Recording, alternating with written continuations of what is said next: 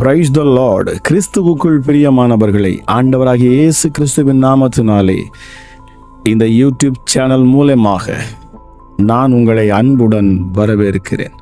பிரியமானவர்களே, இன்றைக்கு இந்த பூமியில் வாழ்வதற்கு ஒவ்வொரு மனிதனுக்கும் போராட்டம் உண்டு என்று வேதம் நமக்கு கற்றுத்தந்திருக்கிறது. ஆனால் மனிதனோடு கிடையாது, மாம்சத்தோடும் இரத்தத்தோடும் கிடையாது என்று வேதம் சொல்லி இருக்கிறது. இயேசு சொல்லும்போது, நான் தேவனுடைய ஆவியினாலே பிசாசுகளை துரத்துகிறபடியினால் தேவனுடைய ராஜ்யம் உங்களிடத்தில் வந்திருக்கிறது. பிரியமானவர்களே, ஆண்டவராகிய இயேசு கிறிஸ்து சொன்னார், தேவனுடைய ராஜ்யம் உங்களிடத்தில் வந்திருக்கிறது. எதற்காக? அசுத்த ஆவிகளை, பிசாசுகளை துரத்தும்படியாக. இன்றைக்கு பலவிதமான பொல்லாத ஆவிகள் இந்த பூமியில் இருக்கிறது என்பதை சிலர் அறிவதே இல்லை. இன்னும் பலர் அதை புரிந்து கொள்ளவே இல்லை. இந்த உலகத்தில் அசுத்த ஆவிகள் இருக்கிறது. அவைகள் பொல்லாதவைகளாய் இருக்கிறது, தந்திரம் உள்ளவைகளாய் இருக்கிறது. அதை மேற்கொள்ள நாம் பரிசுத்த ஆவியின் உதவியோடு இயேசு கிறிஸ்துவின் மேல் வைத்திருக்கிற அந்த விசுவாசத்தோடு நாம் அவனை எதிர்த்து நின்று அவனை துரத்த வேண்டும் என்று வேதம் கற்றுக் கொடுத்திருக்கிறது. பிரியமானவர்களே, இந்த பலவித பொல்லாத ஆவிகளை நாம் நிச்சயமாக அறிந்து கொள்ள வேண்டும். எதற்காக? பிரியமானவர்களே, நாம் இந்த உலகத்தில் சமாதானமான ஒரு வாழ்க்கை வாழ்ந்து, சாட்சியுள்ள ஒரு வாழ்க்கை வாழ்ந்து, ஆவியானவருடைய துணையோடு நித்திய ஜீவனை நாம் அடைவதற்கு. பிரியமானவர்களே, இந்த அசுத்த ஆவிகள் ஒரு மனிதனுடைய வாழ்க்கைக்குள் வருவான் என்று சொன்னால் அவன் வாழ்க்கையை அவன் இந்த பூமியிலே சமாதானம் இல்லாத ஒரு வாழ்க்கை வாழ வைப்பது மட்டுமல்ல, அவனுடைய ஆவி, ஆத்துமா, சரீரத்தையும் அவன் அழித்து விடுகிறான். ஆகவேதான் எபேசியருக்கு எழுதின நிருபம் 6ஆம் அதிகாரம் 11, 12, 18 நாம் வாசிக்கிற பொழுது, பிரியமானவர்களே, அங்கே பவுல் சொல்லுகிறார், நீங்கள் பிசாசின் தந்திரங்களோடு எதிர்த்து நிற்க திராணியுள்ளவர்களாகும்படிக்கு தேவனுடைய சர்வாயுத வர்க்கத்தையும் தரித்து கொள்ளுங்கள். ஏனெனில் மாம்சத்தோடும் இரத்தத்தோடும் அல்ல, துரைத்தனங்களோடும் அதிகாரங்களோடும் இப்பிரபஞ்சத்தின் அந்தகார லோகாதிபதிகளோடும் வான மண்டலங்களில் உள்ள பொல்லாத ஆவிகளின் சேனைகளோடும் நமக்கு போராட்டம் உண்டு. எந்த சமயத்திலும் சகலவிதமான வேண்டுதலோடும் விண்ணப்பத்தோடும் ஆவியினாலே ஜெபம் பண்ணி அதன் பொருட்டு மிகுந்த மன உறுதியோடும் சகல பரிசுத்தவான்களுக்காகவும் பண்ணும் வேண்டுதலோடும் விழித்து கொண்டிருங்கள் என்று பவுல் அற்புதமாக எழுதுகிறார். இயேசு சொல்லும்போது, நான் தேவனுடைய ஆவியினாலே பிசாசுகளை துரத்துகிறபடியினாலே தேவனுடைய ராஜ்யம் உங்களிடத்தில் வந்திருக்கிறது. அன்றியும் பலவானை முந்தி கட்டினால் ஒழிய பலவானுடைய வீட்டுக்குள் ஒருவன் புகுந்து அவன் உடைமைகளை எப்படி கொள்ளையிடக்கூடும்? கட்டினானே ஆகில் அவன் வீட்டை கொள்ளையிடலாம் என்று மத்தேயு 12ஆம் அதிகாரம் 28, 29 ஆண்டவராகிய இயேசு கிறிஸ்து சொல்லுகிறார். பிரியமானவர்களே, சற்று ஆழமாக நாம் பார்ப்போம். இந்த வானமண்டலத்தில் உள்ள பொல்லாத ஆவிகள் தான் மக்களை கெடுத்து பாவம் செய்ய வைக்கிறது, மக்களை துன்பப்படுத்துகிறது, தற்கொலை செய்ய தூண்டுகிறது. இதை குறித்து நாம் பார்ப்போம் என்றால், அந்நாளிலேயே நான் விக்கிரகங்களின் பேரும் தேசத்தில் இராதபடிக்கு அழிப்பேன், அவைகள் இனி நினைக்கப்படுவதில்லை, தரிசனம் சொல்லுகிறவர்களையும் அசுத்த ஆவியையும் தேசத்திலிருந்து போய்விடவும் பண்ணுவேன் என்று சேனைகளின் கர்த்தர் சொல்லுகிறார் என்பதை சகரியா 13:2 வாசிக்க முடிகிறது. பிசாசை துரத்தினால்தான் மக்கள் விடுதலையாவார்கள், அவர்கள் ரட்சிக்கப்படுவார்கள். பிரியமானவர்களே, அவர்கள் புறப்பட்டு போகையில் பிசாசு பிடித்த ஊமையான ஒரு மனுஷனை அவரிடத்தில் கொண்டு வந்தார்கள். பிசாசு துரத்தப்பட்ட பின்பு ஊமையன் பேசினான். ஜனங்கள் ஆச்சரியப்பட்டு, இஸ்ரவேலில் இப்படி ஒரு காலம் காணப்படவில்லை என்றார்கள். இதை மத்தேயு 9:32-33 வாசிக்க முடிகிறது. அப்படியே பிசாசுகள் அந்த மனுஷனை விட்டு நீங்கி பன்றிகளுக்குள் புகுந்தன. அப்பொழுது அந்த பன்றி கூட்டம் உயர்ந்த மேட்டிலிருந்து கடலிலே பாய்ந்து அமிழ்ந்தது, மாண்டு போனது. அப்பொழுது சம்பவித்ததை பார்க்கும்படி ஜனங்கள் புறப்பட்டு இயேசுவிடத்தில் வந்து, பிசாசுகள் விட்டு போன மனுஷன் வஸ்திரம் தரித்து இயேசு கிறிஸ்துவின் பாதத்தருகே உட்கார்ந்து புத்தி தெளிந்திருக்கிறதை கண்டு அவர்கள் பயந்தார்கள் என்பதையும் லூக்கா 8ஆம் அதிகாரம் 33 மற்றும் 35 வசனத்தில் வாசிக்க முடியும். பிரியமானவர்களே, பிசாசு வசனத்தை கேட்காதபடி தடை செய்கிறான். வழியருகே விதைக்கப்பட்டவர்கள் வசனத்தை கேட்கிறவர்களாய் இருக்கிறார்கள். அவர்கள் விசுவாசித்து ரட்சிக்கப்படாதபடிக்கு பிசாசானவன் வந்து அவ்வசனத்தை அவர்கள் இருதயத்திலிருந்து எடுத்து போடுகிறான் என்பதை லூக்கா 8:12 வாசிக்கிறோம். பிசாசு தேவ பிள்ளைகள் ஒருவரை ஒருவர் சந்திக்க தடை செய்கிறான். பவுல் எழுதும்போது, நாங்கள் உங்களிடத்தில் வர 2 தரம் மனதாயிருந்தோம், பவுலாகிய நானே வர மனதாயிருந்தேன், சாத்தானோ எங்களை தடை பண்ணினான் என்று 1 தெசலோனிக்கேயர் 2:18 வாசிக்கிறோம். காணிக்கை கொடுக்க பிசாசு தடை செய்கிறார். பிரியமானவர்களே, பேதுரு அவனை நோக்கி, அனனியாவே, நிலத்தின் கிரயத்தில் ஒரு பங்கை வஞ்சித்து வைத்து பரிசுத்த ஆவியினால் பொய் சொல்லும்படி சாத்தான் உன் இருதயத்தை நிரப்பினது என்ன என்பதை அப்போஸ்தலர் 5:3 வாசிக்கிறோம். இப்படி மக்களை கெடுக்கிற இந்த ஆவிகளை விரட்ட தேவன் நமக்குத்தான் அதிகாரம் கொடுத்திருக்கிறார் என்பதை நாம் புரிந்து கொள்ள வேண்டும். அப்பொழுது அவர் தம்முடைய 12 சீஷர்களையும் தம்மிடத்தில் வரவழைத்து அசுத்த ஆவிகளை துரத்தவும் சகல வியாதிகளையும் சகல நோய்களையும் நீக்கவும் அவர்களுக்கு அதிகாரம் கொடுத்தார் என்பதை மத்தேயு 10ஆம் அதிகாரம் 1:8 வாசிக்க முடிகிறது. இதோ, சர்ப்பங்களையும் தேள்களை மிதிக்கவும் சத்துருவினுடைய சகல வல்லமையையும் மேற்கொள்ளவும் உங்களுக்கு அதிகாரம் கொடுக்கிறேன், ஒன்றும் உங்களை சேதப்படுத்த மாட்டாது. பின்பு அந்த 70 பேரும் சந்தோஷத்தோட திரும்பி வந்து, ஆண்டவரே, உம்முடைய நாமத்தினாலே பிசாசுகளும் எங்களுக்கு கீழ்ப்படுகிறது என்றார்கள். பிரியமானவர்களே, இதை லூக்கா 10ஆம் அதிகாரம் 19 மற்றும் 17ஆம் வசனத்தில் வாசிக்க முடிகிறது. ஜெபம் பண்ணுகிறவர்களை கண்டுதான் சாத்தான் பயப்படுவான்.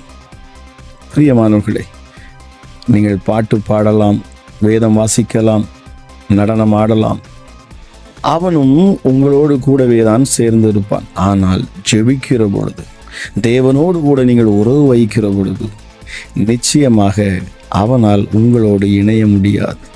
அவன் அந்த நேரத்தில் அவன் ஓடி போவான். ஆம் பிரியமானவர்களே, ஆக இந்த நாளிலே நாம் ஒன்றை அறிந்து கொள்ள வேண்டியிருக்கிறது. இப்பொழுது நாம் பார்த்ததிலே பல வகையான பிசாசுகளை நாம் பார்த்தோம். பல வகையான அசுத்த ஆவிகளை குறித்து இங்கே நாம் இன்றைக்கு காண முடிந்தது. பிரியமானவர்களே, இன்னும் எனக்கு தெரிந்த பல வகையான ஆவிகளை குறித்து நான் உங்களுக்கு சொல்ல ஆசைப்படுகிறேன். காரணம், இவைகளை நாம் அறிந்து வைத்திருந்தோம் என்றால்தான் நாம் சரியாக குறிவைத்து அவனை தாக்க முடியும், அவனை துரத்த முடியும். இன்றைக்கு அநேகர் பவுல் சொல்லுவது போல ஆகாயத்திலே சிலம்பத்தை சுற்றுவது போல காற்றிலே சுற்றுகிறார்கள். குறிபார்த்து அடிக்க தெரியவில்லை. ஆகவே பிரச்சனைகள் தீராமல் இருந்து கொண்டேதான் இருக்கிறது. பிசாசானவன் தந்திரமாய் தான் செய்யக்கூடிய கிரியைகளை அவன் செய்து கொண்டேதான் இருக்கிறான். பிரியமானவர்களே, இன்றைக்கு நீங்கள் இதை முதலாவது நீங்கள் அறிந்து கொள்ளுங்கள். பிரியமானவர்களே, எத்தனை வகையான பிசாசுகள் உண்டு, எத்தனை வகையான அசுத்த ஆவிகள் உண்டு. ஒவ்வொரு மனிதனையும் சித்திரவதை செய்ய, தேவனை விட்டு பிரித்தெடுக்க, இந்த உலக இச்சைகளிலே அவனை விழ வைக்க பல வகையான பிசாசுகள் உண்டு. அவைகள் நமக்குள் இருக்கின்றனவா என்பதையும் நாம் ஆராய்ந்து பார்த்து கொள்ள வேண்டும். நிச்சயமாக இந்த நாளிலே நான் சொல்லக்கூடிய இந்த வகையான அசுத்த ஆவிகள் கிரியைகள் உங்களுக்குள் இருக்கும் என்று சொன்னால், நீங்கள் அதை அறிந்து அதை நீங்கள் துரத்த வேண்டும். பிரியமானவர்களே, முதலாவது நான் சொல்ல ஆசைப்படுவது பெருமையின் ஆவி. இரண்டாவது கீழ்ப்படியாமையின் ஆவி. மூன்றாவது பொய்யின் ஆவி. நான்காவது விபச்சார வேசித்தன ஆவி. ஐந்தாவது குறி சொல்லுகிற ஆவி. ஆறாவது பலவீனப்படுத்தும் ஆவி. ஏழாவது கனநித்திரையின் ஆவி. எட்டாவது வஞ்சிக்கிற ஆவி. ஒன்பதாவது வழி விலக பண்ணுகிற ஆவி.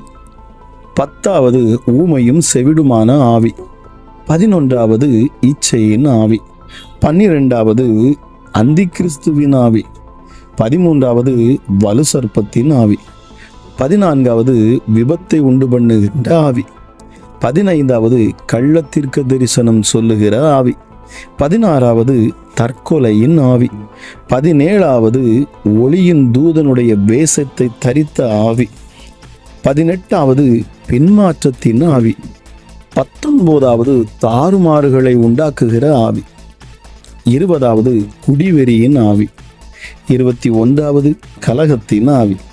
22வது சந்தேகத்தின் ஆவி.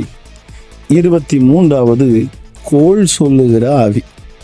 24வது சோம்பலின் ஆவி. 25வது சோர்வின் ஆவி. 26வது கொலைவெறியின் ஆவி. 27வது பிரிவினையை உண்டு பண்ணுகிற ஆவி. 28வது தீங்கு செய்கிற ஆவி. 29வது பொய்யான அற்புதங்களை செய்கிற ஆவி.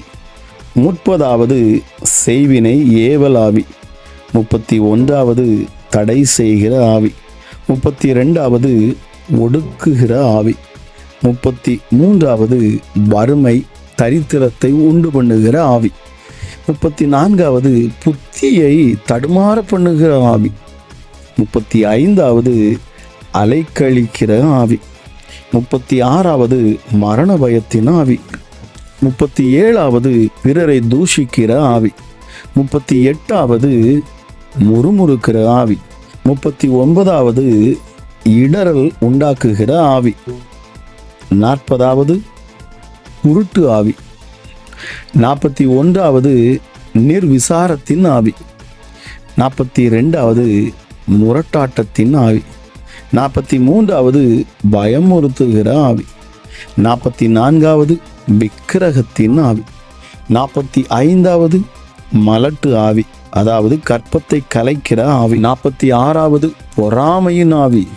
47வது எரிச்சலின் ஆவி. 48வது துர்ச்செய்தியை பரப்புகிற ஆவி. 49வது பெருந்தீனியின் ஆவி. 50வது குழப்பத்தின் ஆவி. பிரியமானவர்களே, இங்கே நான் 50 வகையான ஆவிகளை நான் குறிப்பிட்டு இருக்கிறேன். நிச்சயமாக இதை குறித்து இந்த ஒவ்வொரு ஆவியின் கிரியைகள் எப்படிப்பட்டவைகள் என்பதை குறித்தும் நான் வருகிற நாட்களிலே நான் மற்றொரு வீடியோவிலே நான் உங்களுக்கு நிச்சயமாக அதை வெளிப்படுத்துவேன். பிரியமானவர்களே, ஜெபியுங்கள், ஆண்டவருடைய பாதத்தில் அமர்ந்திருங்கள், அவருடைய வல்லமையை தரித்து கொள்ளுங்கள். இயேசு என்னும் இரட்சகரை உங்கள் சொந்த இரட்சகராக, சொந்த மீட்பராக, உங்கள் விடுதலை நாயகனாக ஏற்றுக்கொள்ளுங்கள். நிச்சயமாகவே அவர் தம்முடைய ஆவியின் வல்லமை உங்கள் மேல் ஊற்றுவார். இந்த அத்தனை வகையான அசுத்த ஆவிகளையும் நீங்கள் எதிர்த்து நிற்கிற பொழுதுதான் அவைகள் மிக முக்கியமாக தொடர்ந்து வராதபடி, உங்கள் சரீரத்தை தொடாதபடி நீங்கள் பாதுகாத்து கொள்ள முடியும். பிரியமானவர்களே, என்னுடைய விருப்பம், நீங்கள் ஆங்காங்கே சென்று ஒவ்வொரு ஊழியக்காரர்களையும் ஒவ்வொரு தேவ மனிதர்களையுமே தேடி தேடி பழகி உங்களால் முழு விடுதலையை பெற்றுக்கொள்ள முடியாமல் இருக்கிறீர்கள். விடுதலை பெற்றாலும் மறுபடியும் அவன் மீண்டுமாய் வருவான், வந்து உங்களை தாக்க நினைப்பான். காரணம், நீங்கள் தேவனை குறித்து அறியாத வரைக்கும் அதே வல்லமை, அதே பரிசுத்த ஆவியானவர், அதே இயேசு கிறிஸ்து தான் என் தெய்வம், அவர்தான் என் இரட்சகர் என்பதை நீங்கள் அறிந்து புரிந்து கொள்ளாத வரைக்கும் அவன் உங்களை விட்டு பிரிந்து போக மாட்டான். ஆகவே இந்த நாளிலே இவைகளை குறித்து நீங்கள் இன்னும் ஆழமாய் அறிந்து கொள்ளுங்கள். உங்கள் சத்துருவை நீங்கள் குறிபார்த்து அடியுங்கள். பிரியமானவர்களே, உங்களை எதிர்த்து வரும் பிசாசானவன், இந்த சத்துரு, இந்த எதிரி, அவனுடைய ஆயுதம், அவனுடைய பலன் என்ன என்பதை நாம் அறியாது இருக்கிற பொழுது நாம் மாட்டிக்கொள்ளுவோம். இன்றைக்கு அநேகம் சொல்லுவது உண்டு, அவனை குறித்து நாம் அறிய வேண்டிய அவசியமே இல்லை என்பார்கள். இல்லை பிரியமானவர்களே, வேதம் நாம் அவனை குறித்து அறிந்து கொள்ள வேண்டும் என்றுதான் வேதத்தில் எழுதப்பட்டு இருக்கிறது. நிச்சயமாகவே இந்த செய்தி உங்களுக்கு பிரயோஜனமாக இருந்திருக்கும் என்று சொல்லி நான் கர்த்தருக்குள் விசுவாசிக்கிறேன். இதை கேட்கிற உங்களை கர்த்தர் தாமே ஆசீர்வதிப்பாராக. மீண்டும் அடுத்த வீடியோவிலே நாம் சந்திப்போம். God bless you.